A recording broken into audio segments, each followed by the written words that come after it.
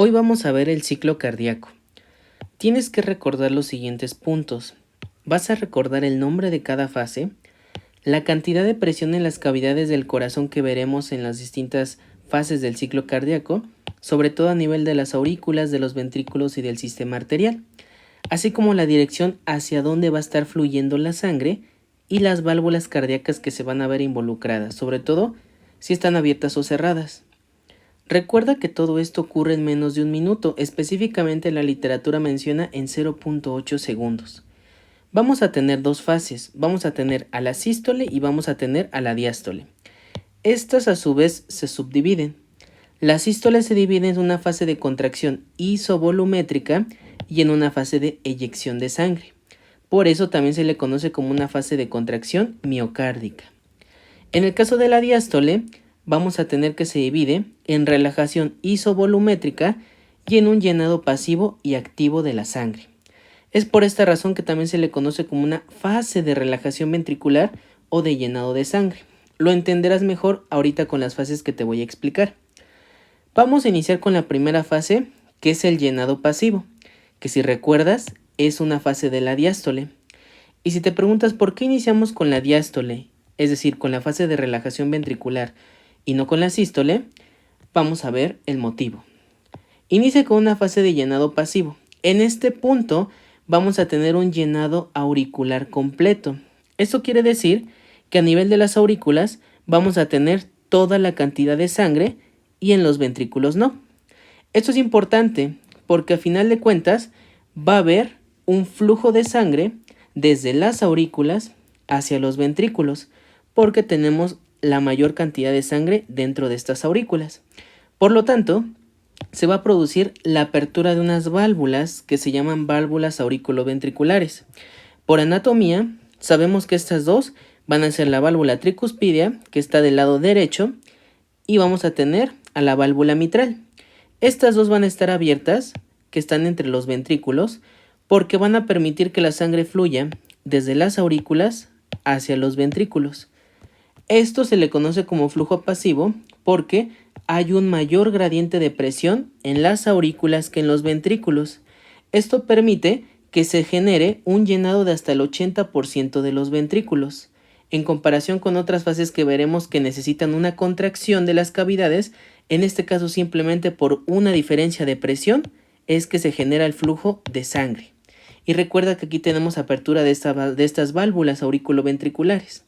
Otra cosa que debes recordar es que por cuestiones obvias vamos a tener una mayor presión auricular que una mayor presión ventricular, porque a final de cuentas el cuerpo funciona con gradientes de presión. Siempre va a fluir de donde hay más hacia donde hay menos. Después que tenemos esta fase de llenado pasivo, vamos a seguir con una fase de llenado activo o también conocida como sístole auricular. Eso quiere decir que las aurículas se empiezan a contraer para pasar el 20% de sangre restante.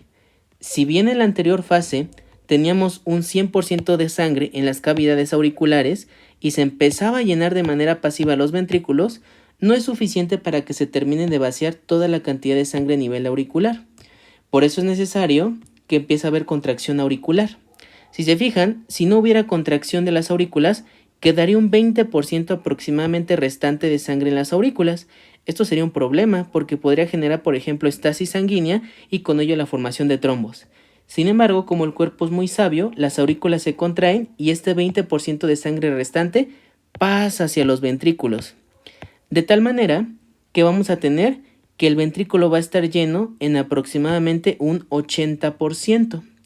Lo que quiero que recuerdes de esta fase activa es que, como vamos a tener un llenado activo, ocurre contracción auricular, vamos a tener una mayor presión de las aurículas sobre los ventrículos y las válvulas auriculoventriculares, es decir, la que permiten el flujo de aurículas y hacia los ventrículos, van a estar abiertas para que pase adecuadamente la sangre.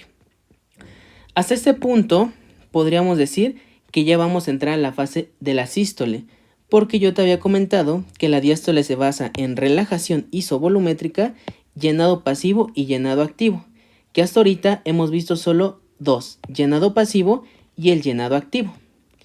Entonces, pasando a la otra fase, la contracción isovolumétrica, que ya entraría en la fase sistólica, es decir, de contracción de los ventrículos, vamos a tener que los ventrículos ya están totalmente llenos de sangre. Esto gracias a nuestra anterior fase de llenado activo y de llenado pasivo. Aproximadamente esta cantidad de sangre va a ser 120 mililitros. A esto también se le conoce como el volumen telediastólico. Recuerda, diástole, relajación, y tele, al final de algo. En este caso sería al final de la diástole. Por eso se denomina que es el volumen al final de la relajación ventricular. O en otras palabras, al final de la diástole. Esto prácticamente marca un antecedente porque nosotros definimos que está iniciando la sístole, que quiere decir que está iniciando una fase de contracción ventricular.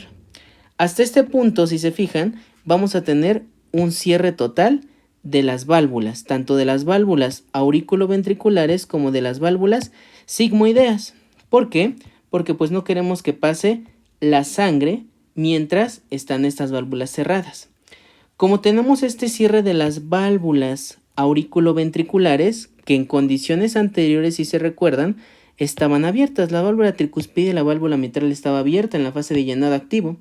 Sin embargo, como aquí vamos a tener prácticamente una mayor presión ventricular por encima de la presión auricular, esto va a producir que estas dos válvulas se cierren. Recuerden que todo funciona con gradientes de presión.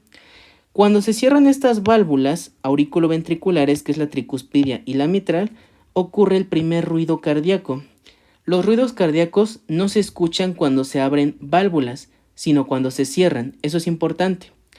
Y todas las demás válvulas están cerradas junto con las válvulas sigmoideas, que es la pulmonar y la válvula aórtica. Esta fase se le conoce como isovolumétrica, ya que iso significa igual o un volumen constante, es decir, que no permite el flujo de sangre hacia ningún otro lado, y contracción o volumétrica quiere decir que los ventrículos empiezan a contraer ligeramente para tratar de ya próximamente expulsar toda esta sangre que ya tienen llena en sus cavidades hacia la circulación sistémica.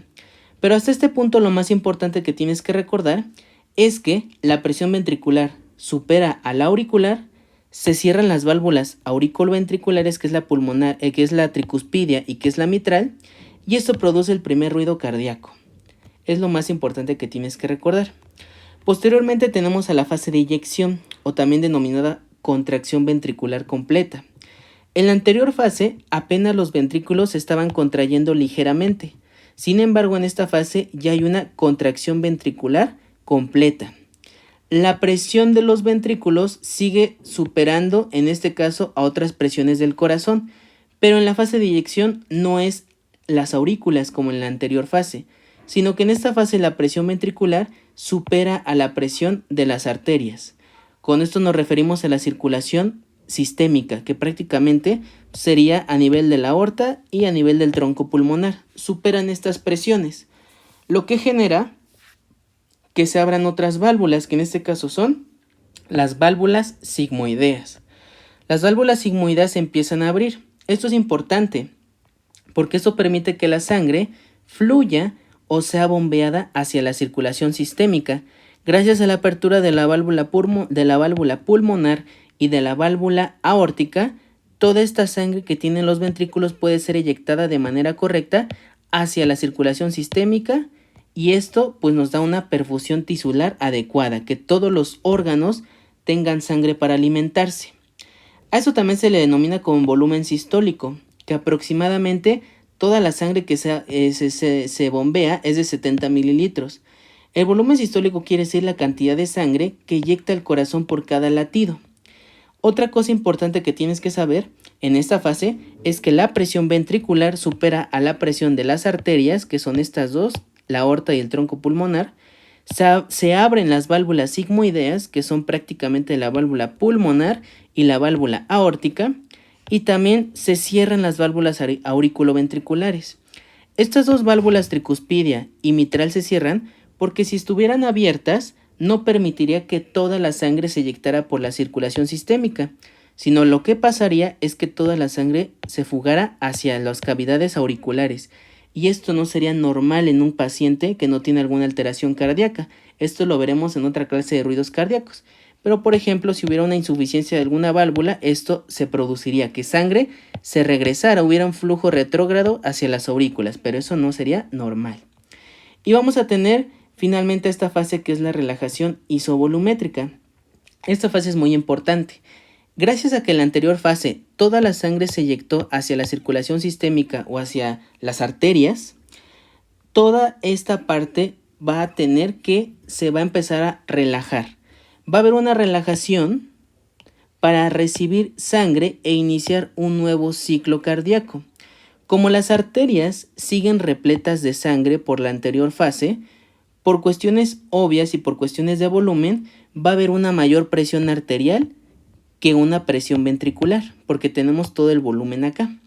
Y como yo les dije, el cuerpo funciona por gradientes, de donde hay más hacia donde hay menos.